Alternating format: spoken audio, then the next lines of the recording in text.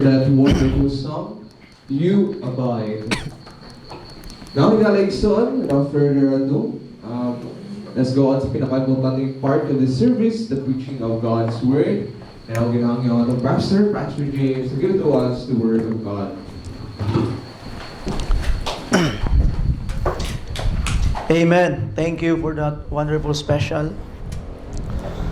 And by this time, mga kaigsunan, this is the last Wednesday prayer meeting for the year 2023. And next prayer meeting, mga kaigsunan, is already year 2024. So paspas kayo ang pagdagan o pagligid sa mga kapanahunan. And I hope na sa kapaspas sa pagligid sa kapanahunan, maupod ang pagpaspas sa pagtubo sa atong mga pagtuo o sa atong maturity diha sa pagpangalagad sa atong buhi nga Dios. Mga igsoon, sa inyong mga Biblia palihog sa Isaiah chapter 40. Okay, open your Bibles with me in the book of Isaiah chapter 40, mga kaigsuonan. Ato kining pag-tunan ang pulong sa Ginoo karon. It's very, very nice to have this opportunity nga magpadayon sa pagpangalagad sa Ginoo throughout the years. Daghan og mga pagsulay nga naagian. Apan niya nangalagad og nagpadayon sa paghigugma sa Ginoo nga unang nahigugma kanato. Isaiah chapter 40 sa verse 27 until verse 31 and chapter 41 until verse 1 until sa verse 14. Okay? Kung nana, palihog ko pagingon og amen, dala sa pagbarog, palihog. Kaya magbarog kita alang sa paghatag og pagtagad sa pagbasa sa pulong sa atong buhi nga Dios. Isaiah chapter 40 verse 27, the Bible says, "Why sayest thou, O Jacob, and speakest, O Israel, my way is hid from the Lord, and my judgment is passed over from my God. Hast thou not known, hast thou not heard, that the everlasting God, the Lord, the Creator of the ends of the earth, fainteth not, neither is weary? There is no searching of his understanding. He giveth power to the faint, and to them that have no might, he increaseth strength. Even the youth shall faint and be weary, and the young men shall utterly fall. But they that wait upon the Lord shall renew their strength. They shall mount up with wings as eagles. They shall run and not be weary, and they shall walk and not faint. Keep silence before me, O islands, and let the people renew their strength. Let them come near, then let them speak. Let us come near together to judgment. Who raised up the righteous man from the east, called him to his foot, gave the nations before him, and made him rule over kings. He gave them as the dust to his sword, and as driven stubble to his bow. He pursued them and passed safely, even by the way that he had not gone with his feet. Who hath wrought and done it, calling the generation from the beginnings? I, the Lord, the first and with the last. I am he. The isles saw it, and feared the ends of the earth, were afraid, drew near, and came. They helped everyone his neighbor, and everyone said to his brother, Be of good courage. So the carpenter encouraged the goldsmith, and he that smootheth with the hammer, him that smote the anvil, saying, It is ready for the soldering. And he fastened it with nails, that it should not be moved. But thou, Israel, art my servant, Jacob, whom I have chosen, the seed of Abraham, my friend, thou whom I have taken from the ends of the earth, and called thee from the chief men thereof, and said unto thee, Thou art my servant, I have chosen thee, and not cast thee away. Fear thou not, for I am with thee. Be not dismayed, for I am thy God. I will strengthen thee. Yea, I will help thee. Yea, I will uphold thee with the right hand of my righteousness. Gapo kayong I sa Ginoo. Verse 11, behold, all they that were incensed against thee shall be ashamed and confounded. They shall be as nothing. And they that strive with thee shall perish. Thou shalt seek them, and shalt not find them. Even them that contended with thee, they that war against thee shall be as nothing, and as a thing of naught. For I, the Lord thy God, will hold thy right hand, saying unto thee, fear not, I will help thee.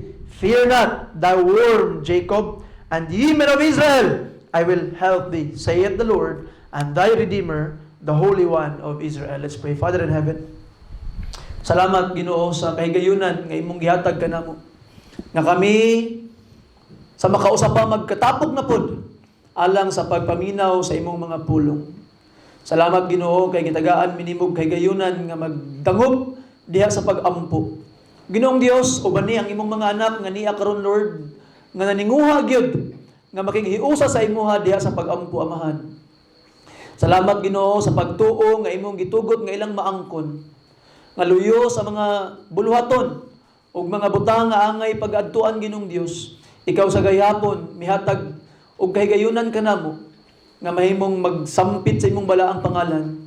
Kay nasayod kami Ginong Dios, ikaw ang labing halangdon ug labing mahinungdanon labaw sa bisag unsang butang ibabaw nining kalibutan. Salamat Ginoo kay sa gihapon ikaw mobutubag sa among mga paghangyo. Panalangini kami ug lig-una kami Ginoo kay kami nagsalig lamang diha kanimo.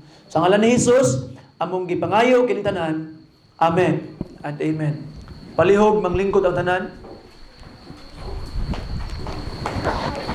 I would like to entitle the message karon nga takna sa kahaponon, Praying to the Big God. Praying to the Big God. So we know nga it is our last prayer meeting of the month of December, and of course, the year 2023. And nagpasalamat sa Ginoo nga kita ni akaron alang sa paghiusa sa pagsampit sa atuang buhi nga Dios. Mga kaigsuonan sa atuang teksto karon, chapter 40 and chapter 41 of Isaiah. Duha lang ka buok bersikulo ang makaingon ka sa atuang text nga kabalaan kay sa mga katawhan. The last verse of chapter 40 and verse 10 of chapter 41. Diba? Last verse, kabalo kayo ang mga Kristohano ni ini. But they that wait upon the Lord shall renew their strength. They shall mount up with wings as eagles. They shall run and not be weary, and they shall walk and not faint. Sa verse 10, fear thou not, for I am with thee. Be not dismayed, for I am thy God. I will strengthen thee, yea, I will help thee, yea, I will uphold thee with the right hand of my righteousness. We all know those specific verses nga to ang gihisgutan mga kaigsuonan. But kani nga mga bersikulo, nga mga precious kay nga mga promises, tamis kaayo nga mga sahad gikan sa atong Dios mga kaigsuonan, sprang up or a result of serious troubles nga giagian sa mga katawhan sa Dios. Most of the precious promises we find in the scriptures were given to people who are under pressure. Katong mga katawhan nga dunay mga lisod nga giagian, katong mga katawhan nga nagpas-an og mga palasonon nga dili na makaya sa ilang kaugalingong kusog nga misampit sa Dios alang sa panabang ug ang mga tamis nga mga sahad sa Ginoo mga kaigsuonan ato karon makita, ato karon mabasa o atong maangkon tungod sa mga pag-antos, mga kaguliyang ug mga kalisod aniadtong mga katawhan sa Dios kaniadto mga kaigsuonan. You see? So makaingon pug kano nga it was a good thing that there were suffering that they have gone through kaniadto, because we will not have these verses, kaning mga verses nga ato yung ginamemorize kanunay if they have not gone through troubles. And when we have troubles in our time today, ato pud ni silang ma-claim, ato pud ning makuptan mga kaigsuonan.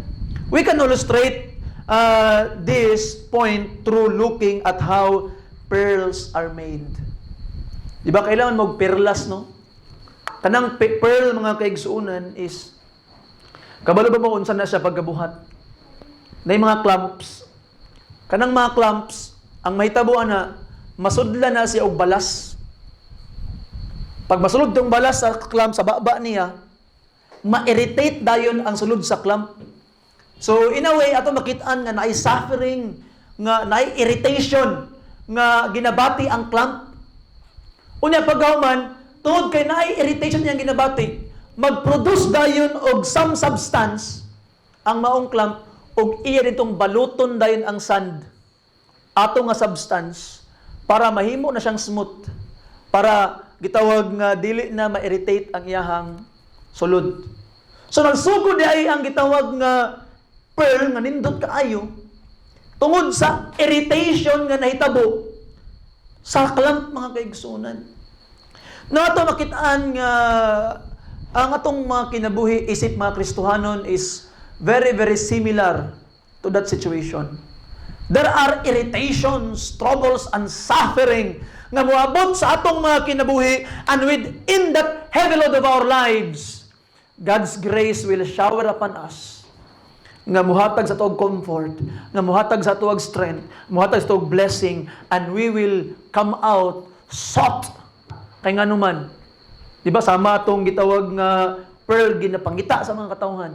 Why? Because we will emerge out of those troubles more beautiful, more strong, ug more nga makahimaya sa atong Dios, mga kaigsunan.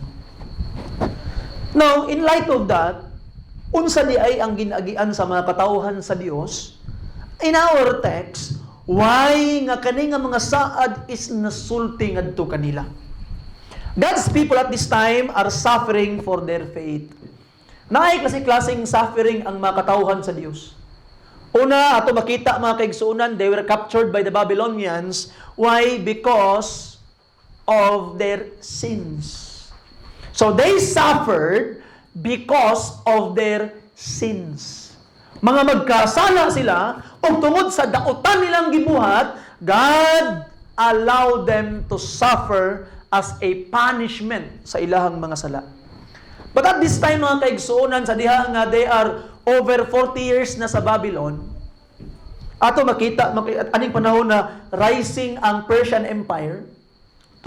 Ang ginahisgutan sa chapter 41, verse 2, is actually si Cyrus. So rising ang Persian Empire, over 40 years na ang Israelites sa Babylon. Ang ilang suffering karon is not because of their sins. Lahi na ilang suffering karon. Because they wanted to worship God in a strange land. Aya pa sila nangalagad sa Ginoo when it is uncomfortable. Sometimes matingala ka, mas mudaghan o mulig-on ang Kristohanon if there are persecutions nga moabot. Nato makitaan that these people within the land of Babylon are persecuted. They are suffering because of their faith. They wanted to serve and honor God in a strange land. And because they are in the strange land, the king is trying to destroy their faith. And because of it, nagasuffer sila. Nagaanto sila karon dili tungod sa sala, apan tungod sa ilang mga pagtuo. And yabot ang panahon, mga kaigsuonan, nga nagadoubt sila. Nagduha-duha sila. Wala sila nagduha-duha nga tinuod ba ang Dios?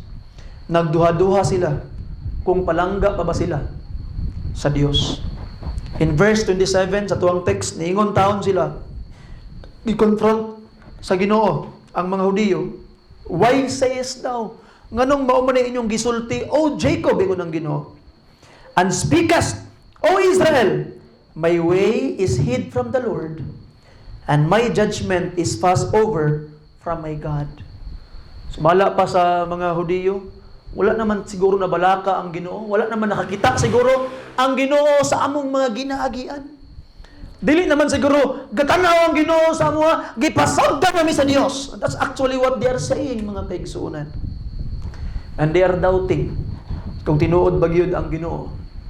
You know, si kabalo biya mo di ba nga si Francis, nagkalintura siya for over 1 week.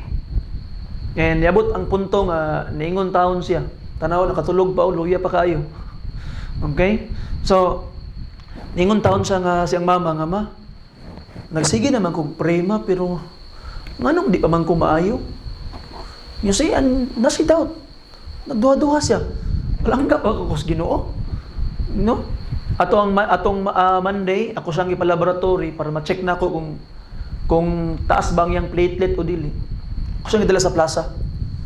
Samtang gawlat mo sa result, ako siyang giingnan, nganak, kabalo ka na, pag natay mga prayer sa Ginoo, dili perminting ang Ginoo mo ingon nga, ay, nag-ampo naman ka, kuhaon na nako na imong suffering, kuhaon na nako niyang imong sakit, kuhaon na nako niyang imuhang pag-antos. Dili perminti na ang tubag sa Ginoo. Usahay, ang tubag sa Ginoo, mua na ang Ginoo nga okay, tagaan di kag strength, tagaan di kag kusog, nga makapangalagad ka sa ako even nga naakay suffering. You see? So usahay, dili katong healing ang ihatag sa Ginoo dire-diretso.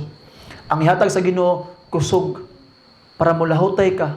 And in that way, mas makapahimaya ka sa Dios mga kaigsunan. You see? And sometimes God is working like that. We don't understand sa maupay pagsugod, but those objections, even a child can notice it.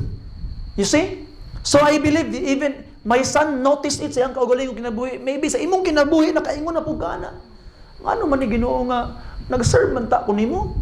Ngano man ni Ginoo nga, nangalagad ta ko nimo, naghimo man kog maayo Ginoo, naguli man ko sa kong tithe Ginoo, nag-soul winning ko Ginoo. Why is this happening? Why? But mga kaigsunan, sometimes God will answer us in the best way possible. Kaya nga naman kung kadaan po nimo healing diretso, mahimo tang entitled nga mga katawhan. Dili ta ma-strengthen.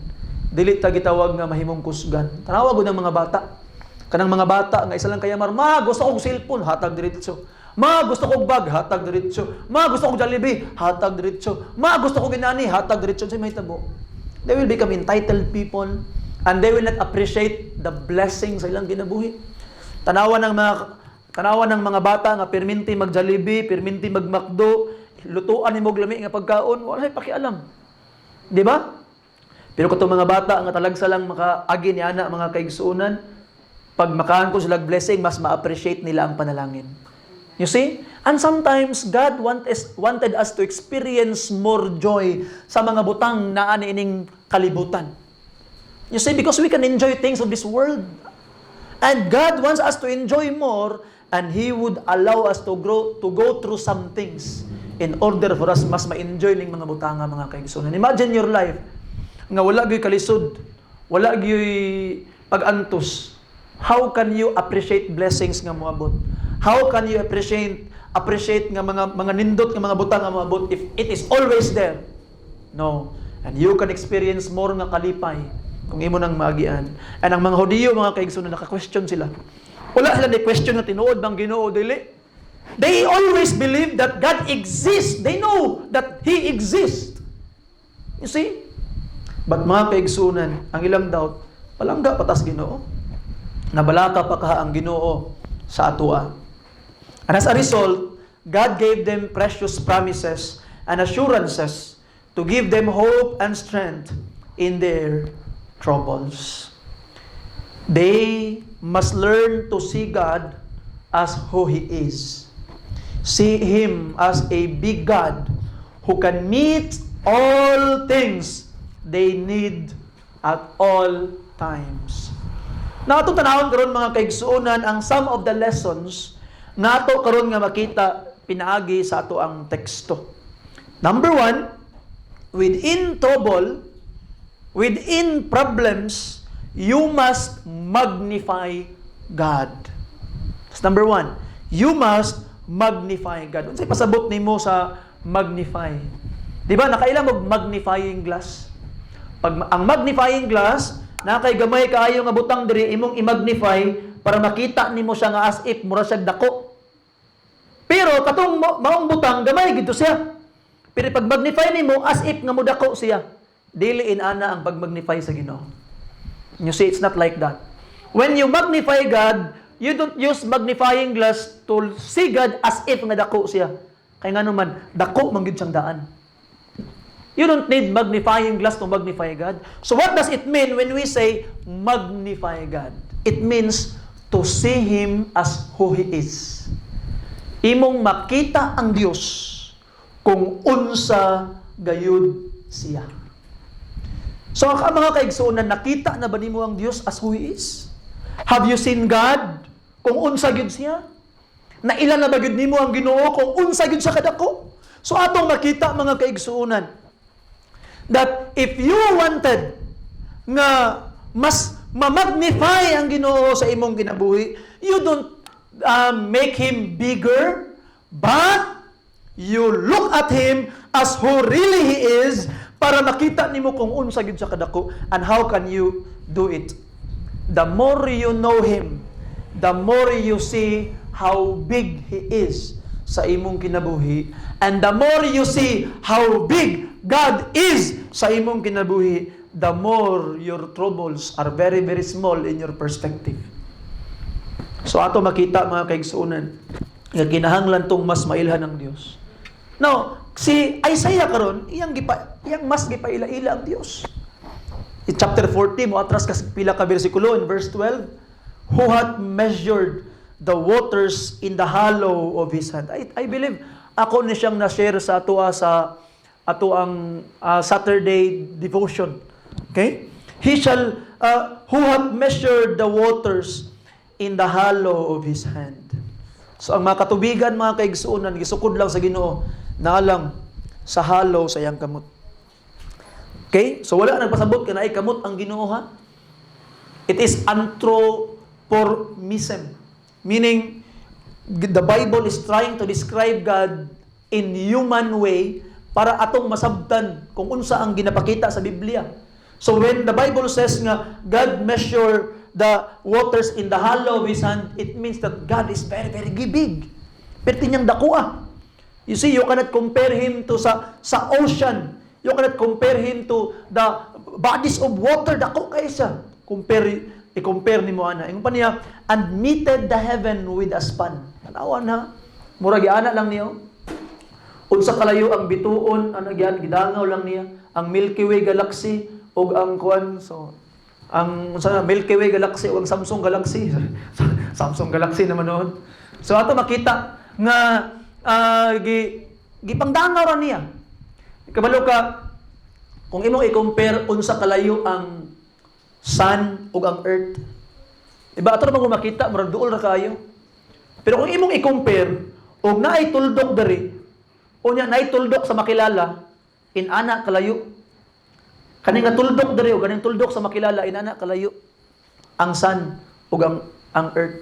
Piting layo Kani atong earth, piting layo kinasanan. Ang gitawag nga sun mga kaigsunan. Pero ang Ginoo, giala ra niyo. You see, nakadako ang Ginoo. Mga kaigsunan nga imong gialagaran. Ingon pa niya, and comprehended the dust of the earth in a measure, and weighed the mountains in scales, and the hills in a balance.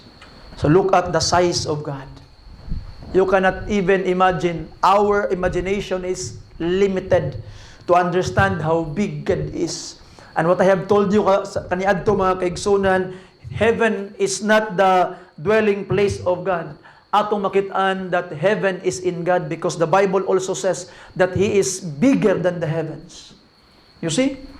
Now, tanawan mo ang iyang wisdom, verse 13 to 14, who hath directed the Spirit of the Lord, or being His counselor, hath taught him, with whom took He counsel, and who instructed him, and taught him in the path of judgment, and taught him in knowledge, and shewed to him the way of understanding. Kasi nagtudlo niya, wala.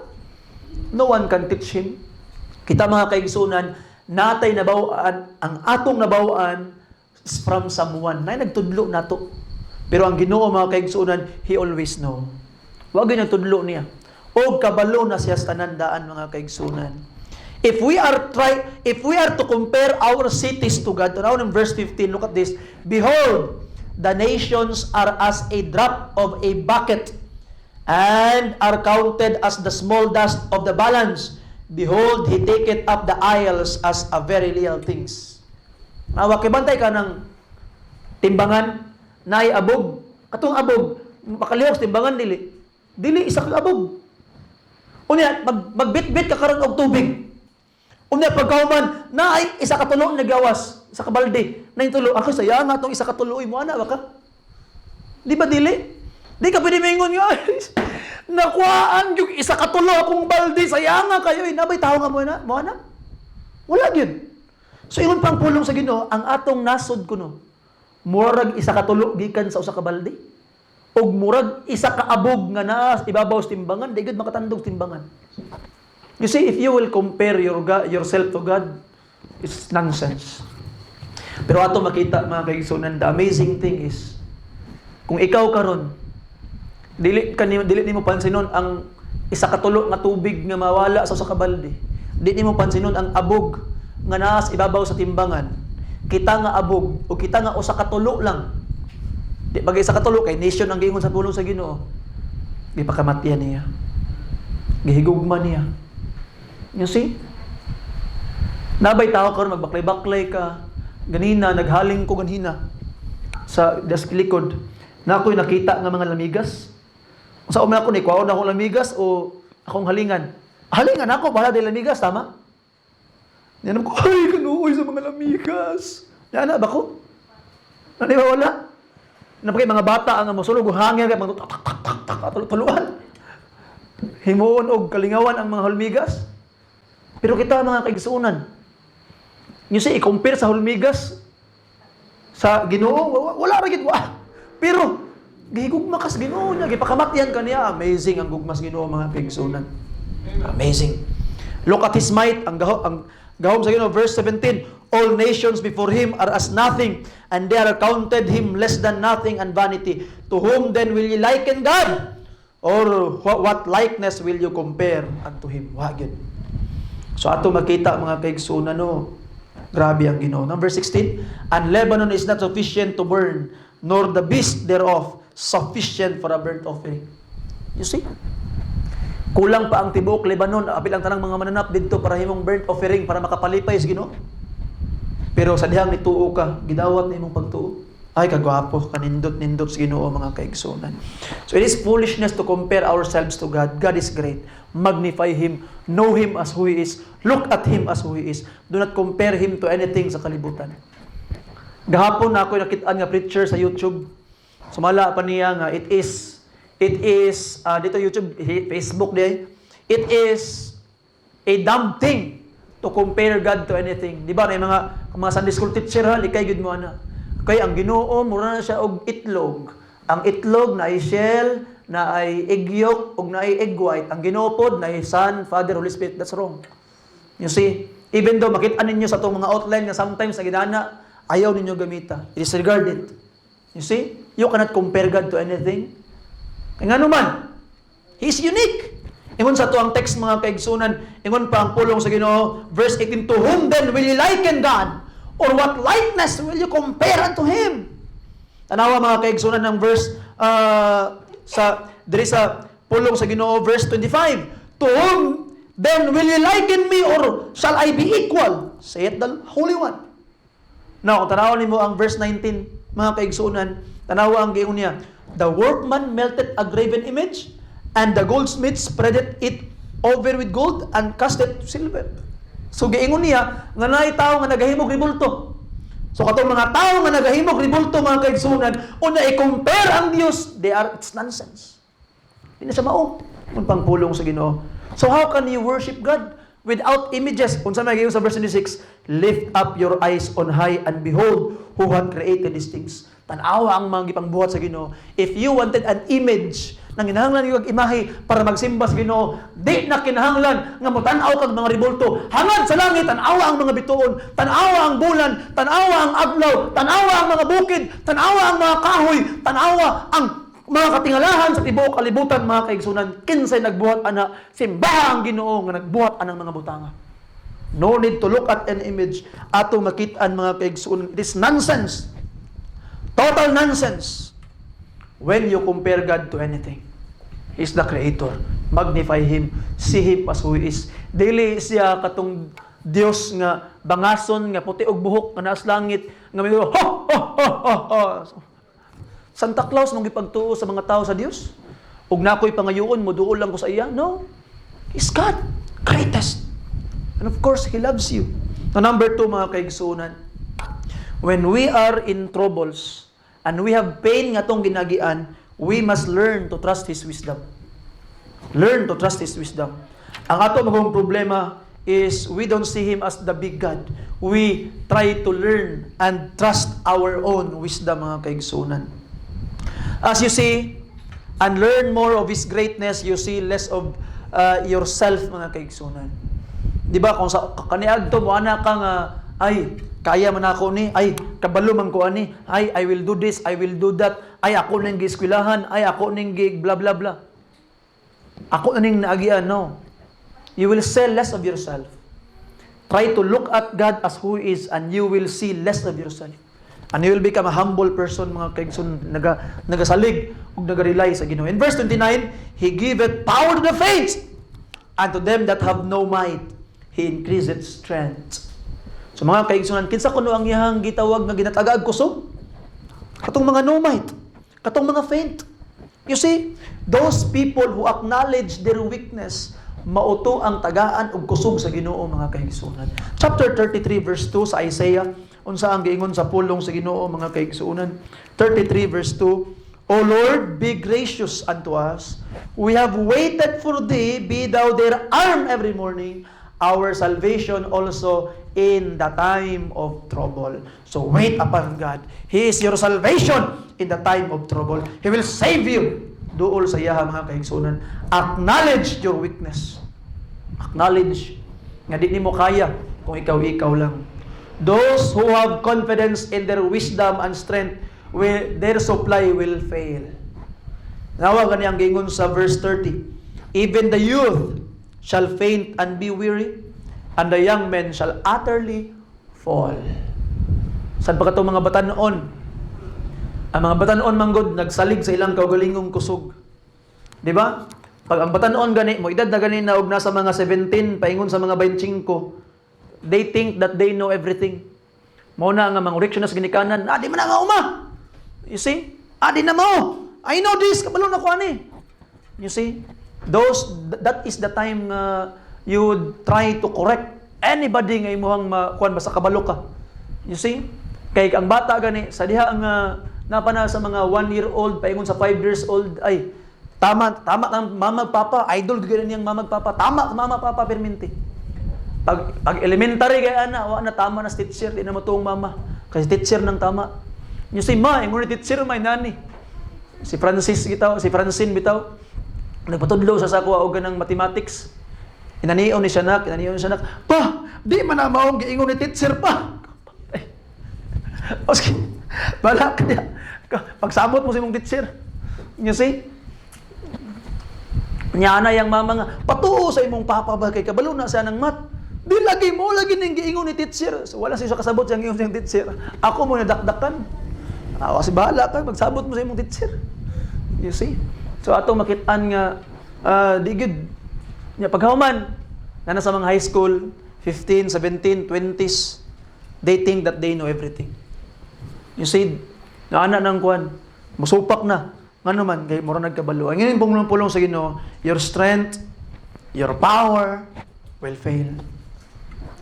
Remember your Creator in the time of your youth, mga kaigsoon. Ay kalimot sa Ginoo. Ay kalimot sa iya. Ngayon pang pulong sa Ginoo sa to ang text, but they that wait upon the Lord. Wait upon the Lord. So meaning, mga kaigsunan, it is not for us to decide when He will strengthen us. Kanos amabot ang kusog. Dapat ang mag-wait. Usahay manggod, Ginoo, karon na gid Ginoo. Karon na gid Ginoo, gusto na gid ako makita ang tubag Ginoo, karon na gid Ginoo. Di ba? Dali-dali ta perminti. Anong wala pa man Ginoo? You see, and it's okay to question God. Ano wala pa man gid Ginoo? Kay para tubagon kaniyang ano. You see? Kana bitaw mo yung Lord, anong wa pa man niabot akong ipangayo Ginoo? It's not a sign of mistrust. It's a sign of faith. Because nangutana ka nga nung wala pa Ginoo, kay kabalo ka nga mohatag gyud ang Ginoo. You see? Kabalo ka nga moabot gyud. And you ask God, Lord, ngano man Ginoo? Nangutana ka, honest question, para sultian kas Ginoo, wala pa kay mauna hinungdan. You see? Ayaw pagtuo nga, wa kay pagtuo kung i-question nimong Ginoo wa pa niabot. Ask him. Di ba? Nagsaad man siyang mohatag, but you need to wait. Because He is the one who decide when will He strengthen you. When will be the strength will arrive. And remember this mga kaigsuonan, He will also decide in what form the strength will come. Sa unsang kamaagi. Sa diha manggod nga wampo tas Ginoo, ato nang ginafursi ang tubag ba? Inani akong gusto mahitabo, Lord, inani mao ni mauna. Di ba? Pero wala ka kabalo kung unsang pamaagi sa Ginoo. As what I have told you ganina, Kang Francis. Di ba? Sometimes ayon ka diretso sa Ginoo, but sometimes dili hiling yang ihatag, kusog ang yang ihatag para makalahutay.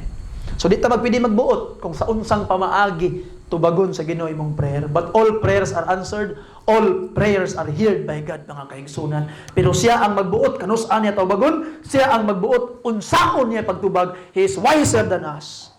Must remember that, mga kaigsunan. Now, number 3, and lastly, this big God, in times of our suffering, He is in our side. Amen. He is in our side.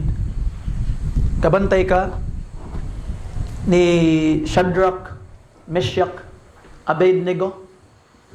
Okay? Sa pangalan ganyan sa Hebrew gani? Kinsay nakakuan? Ha? Kinsay nakadumdum? Si Mishael, si Azariah, o si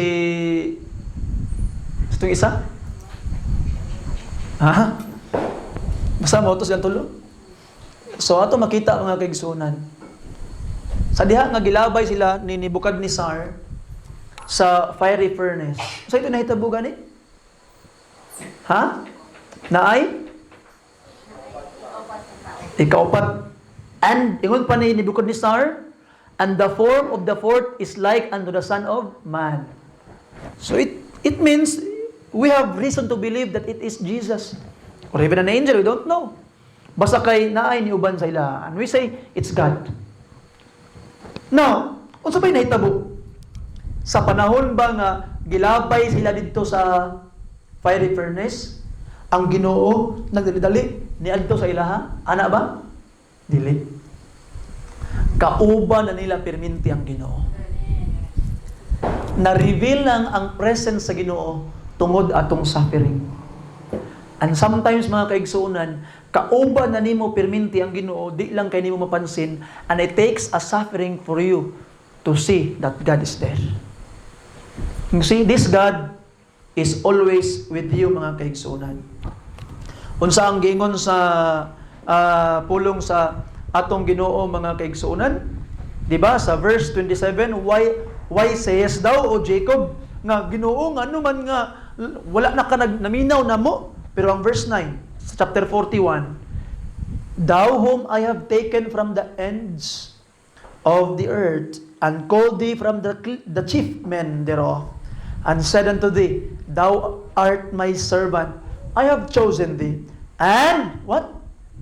Not cast thee away. Wa ta mo gisalikway. So gitagaan sila ag assurance sa Ginoo nga wala di ay sila gisalikway. Pagkatamis. You see? So mga kaigsuonan, wala ka gisalikway sa Ginoo sa panahon sa imuhang kalistud. Naa na sa daang nag-uban-uban sa imuha. And just keep on trusting Him, asking Him, why Lord, nga ano man ni Ginoo, for Him to allow you to understand. Sama gud ni Pedro, ningon siya nga, Ginoo, kung ikaw gid na, paanaha ako diyas tubig. Kadumdum mo ato? Si Pedro ba ang nauna sa bagyo? Ay, ni Apa si Jesus Christ? Dili. Naanadaan si Jesus Christ, nag-una na sa bagyo. You see, sa wa pa ka trouble sa imong kinabuhi, nag-una na si Jesus Christ, naghulat sa imuha, kay kung muunlod ka, tawag lang kaniya, luwason kaniya diretso. How amazing God, mga kaigsunan. You see? And the Bible says, He will strengthen us. Ang pangpulong sa verse 10, fear thou not, I am with thee, be not dismayed, for I am thy God, I will strengthen thee, I will help thee, I will uphold thee with the right hand of my righteousness. Ang saad sa Ginoo mga kaigsunan, wala man sa nagsaad nga walay troubles. Di ba? Pero ang iyang saad, nothing can separate you from the love of God. Sa pag-unsa nga trouble, persecution, ingon pa sa Romans chapter 8, kasakit man, things to come, things in the past, things in the present, any other creature can separate us. Wala gyud. Sa gugmas Ginoo. So even the most grievous suffering on earth, di makapahimulag sa imo sa gugma sa Dios. So let's keep on trusting Him mga kaigsunan. He is on our side. Wa siya nibiya. Throughout this year, sa 2023, naay up and down ang imong kinabuhi. Up and down. Naay panahon nga ambudansya kaayo, naay panahon nga murag walang-wala. Naay panahon nga healthy kaayo, naay panahon nga murag wa gyud. Naay panahon nga matarong kay imong kinabuhi, naay panahon nga nagpakasala ka. Pero kabalo ba ka? Even sa panahon sa imong pagpakasala, wa gihapon nibiya ang Ginoo sa imo. You see? Kay nagpuyo na sa nimo. Nag-grieve siya, pero wa siya nibiya. You see? Ang tao mga kaigsuunan, masakitan lang gamay, mamiya na. Pero ang Ginoo di gid mamiya. He will never leave thee nor forsake thee. And I hope di buta mamiya sa Ginoo. Di buta mamiya sa Ginoo. You see, and we praise and thank the Lord na throughout this year, wa gyud ta namiya sa Ginoo. We are still here. Nangalagad o nagsimba sa Ginoo. Sa Facebook ba na sa ato itong reel nay nagkuan ba unsa ni nga doktrina kuyawa kay gi-question to niya kung giingon nga kung ang imong pagtuo dili makadala sa imong simbahan, di na makadala sa imo sa langit, gi-question niya. Linyahan sa mga taong di kasimba. You see? Kay unsa day imong pagtuo di ay pagtuo nga patay. Ang pagtuo nga dili gabuhat patay mga kaigsuonan. You see? See, ato makitaan, I am talking to Christians. And if you claim to be a Christian, a believer of God, ang imong pagtuo dili makadala sa imong simbahan, then you are not saved. That faith is not real. You see? But if we are talking about salvation, even the faintest faith, pinakaluya nga pagtuo nga imong ibutang kang Kristo mga kaigsuonan, maluwas na kana. Pero mahibaw-an na nimo kung kana nga pagtuo nga pinakagamay nga pagtuo nga imong gibutang diha kang Kristo. Mahibaw-an na nimo nga tinuod kay throughout the year nagatubo. Og kana nga pagtuo dili mapabiling gamay. Mutubo na sa mga kaigsuonan. Og kana nga pagtuo mudala sa imo sa simbahan. Kana nga pagtuo mutukmod nimo para mga lagad sa Ginoo. Tanawa ang Hebrews chapter 11. Tungod sa pagtuo si Moses, tungod sa pagtuo si Abraham, tungod sa pagtuo sa ilang gibuhat. 3 things lang gibuhat. Pero kato siya, tungod sa pagtuo, di ko musimba. Pagkaway pulos, mga kaigsunan. Pagkaway pulos. Mauna nga, di ko mutubag. Wala ko nagtubag, wala ko nagbali-bali. Nga nung ako mang sayang-sayangon, akong panahon. Sa tao nga, dito tama ng pagsabot. I will not waste my time. You see? So ato makita, mga kaigsunan. Atong gitawag nga makita. I hope, kanang imong pagtuo karon mo dako pag yun. Mo grow pag yun. Just trouble, pain, suffering will be there. But those things cannot separate us from the love of God. Now as I end mga kaigsunan, imagine all the pain you had in this year 2023. Una-una, tanan nga mga nangaway nimo, tanan nga mga nanghilabot nimo, tanan nga mga nanglibak nimo, tanan nga sakit nga imong nagian, tanan nga kalisod katong wa kay kwarta, katong nagsakit ka, katong nagantos ka, katong gibalibaran ka, katong gi-reject ka, katong nabagsak manggaling ka.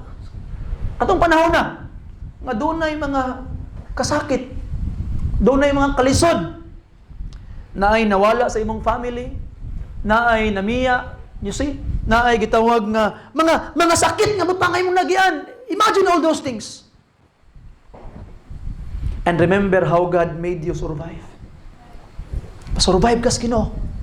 And look at you today. You are a better person. A better person than yesterday. And you can face with vigor, with strength, the tomorrow. Because you know that God holds tomorrow. Like a pearl that began as a piece of useless grit, but became a precious jewel. You are a pearl of God, mga kaigsunan. And in the midst of every pearl, there is a grit. There is a grit. So in the midst of a lot of precious Christians, there is suffering. There is pain. But those pain revealed the power and grace of God sa imong kinabuhi. So continue trusting God this year. And next year, sa 2024, continue trusting God. Salig ug kupot sa Ginoo, mga kaigsunan. Kay grabe. Grabe ang iyang gugma sa imo. And I hope nga mas gitawag nga mas mukusgan ka sa imong kinabuhi. Before ko mag-close, I forgot kanina, I would like to ask you for prayer. Na ako'y cousin sa Malaybalay nga very, very early, siguro, yung edad siguro mga 20s. He passed away December 25, yun mismo. December 25, na siya kidney complication. Okay, so,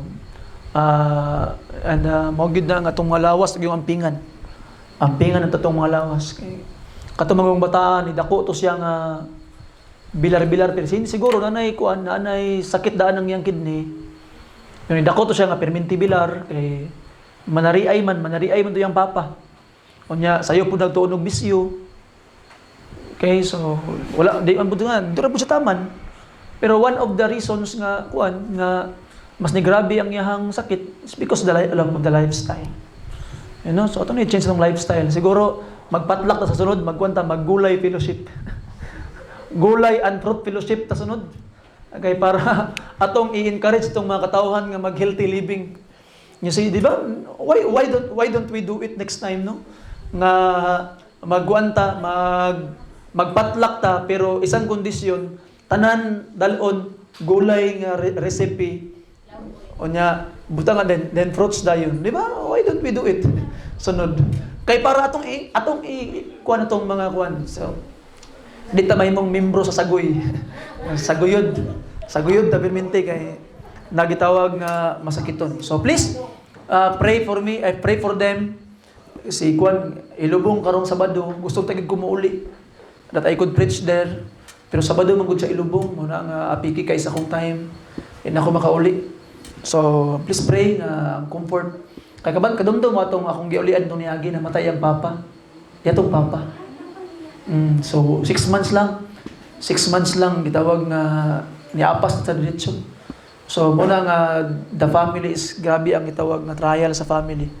So please pray sa ilaha, included sa inyo ang gitawag na mga pag-ampo. They really need our prayers. Okay? So manindog tanan palihog. Mag-pray ta. Amahan nga langit nun. Salamat Lord sa imo ang gihatag na panalangin kanamo. Kita nimo Lord ang amo ang kaluyahon. Kita nimo Ginoo ang amo ang pagkamagkasala. Gikinahanglan kanamo Lord. Gikinahanglan kanamo amahan. Ginoo, salamat Lord sa imong assurance. Tamis kay imong mga assurance Ginoo no nga. Grabe imong paglove sa mo Lord. Bisan pa og daghang panahon nagduha-duha nami Ginoo. Pero nangutanan nami Ginoo, pero salamat Lord. Wala minimo gikasab-an kay nangutanan nami sama sa mga Hudiyo, mga Israelites Lord. When they question you, you have answered with a promise. Salamat day Ginoo kay when we will question you Lord, you will answer with a promise. I pray Ginoo nga lig-unon mi nimo. Panalanginin mi Ginoong Dios. Tagay mig kusog Lord. Nga magmalahotayon ug magmakusganon ang among mga kinabuhi. Pasaylo ami sa mga sala, Lord. Ligo nami Ginoo, bless these people and the prayers, Lord, bless. Ikaw na'y bahala man. Salamat sa imong kusog. Salamat sa imong gahom ug imong grasya. Sa ngalan lamang ni Jesus, gipangayo na ko ang tanan. Amen. Please look for a place. Istoryaha ang Ginoo kay palangga kay kaniya. Tubugon niya imong mga hangyo ug mga pag-ampo karon.